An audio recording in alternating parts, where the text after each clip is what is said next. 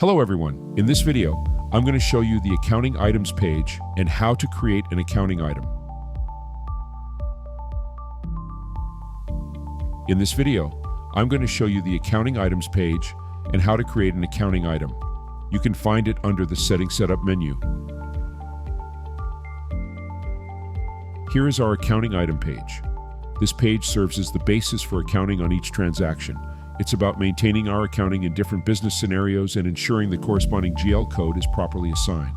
On this page, you can create new items, edit them, and export the list of accounting items.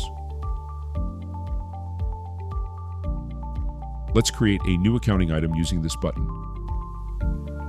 First, we need to insert the accounting item name, select the item type, and then configure the GL account type. This configuration helps ensure that our accounting work is complete. When a business is selected in the item, it will be used when creating an invoice or view. You can also choose multiple companies to share a set of accounting items. Once everything is filled in, an accounting item is created. You can also click Edit to modify the accounting item information.